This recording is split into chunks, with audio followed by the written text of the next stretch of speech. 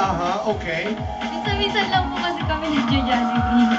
Magano po, meron Aha. ako sa singing contest. Pero enjoy talaga pag Oo, magkasama. enjoy po talaga. Kasi, ano po, kulitan, tas tawanan. Masaya po, masaya. Talagang sibugan, tawanan, kwentuhan. Yan ang bonding ng magkapatid. Opo. Hindi kayo nag-aaway. Nag-aaway din Katulad po, ni Ian at saka ni nag-aaway. Cookie. Ni Charis pa at saka ni Carl. Hindi naman. Minsan-minsan Anong age gap niyong dalawa? 1 year lang. Sinong nagpaparaya? Pag halimbawa, nag-aagawan ng laruan? Ano po, si ate. Si ate. Si ate. Kaya sa inyo, Charis, nagpaparaya talaga? Opo, siya Ikaw po talaga yung nag-aagaw Ako po na. talaga yung baby. At saka ikaw yung may gusto ng shorts, pareho Ako po lahat. lahat.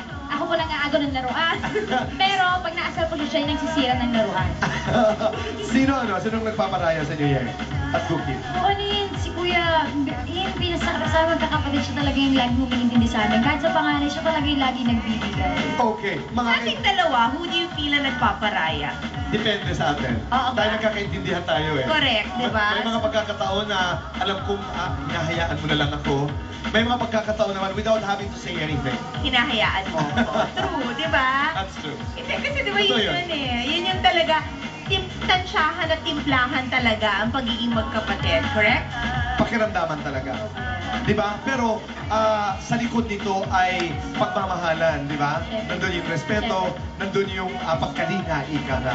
Mga kaibigan, marami pa rin mga kantahan, bookingan, kwentuhan. Si Yang at si Cookie na sa pagbabalik yan ng Boy! and Chris.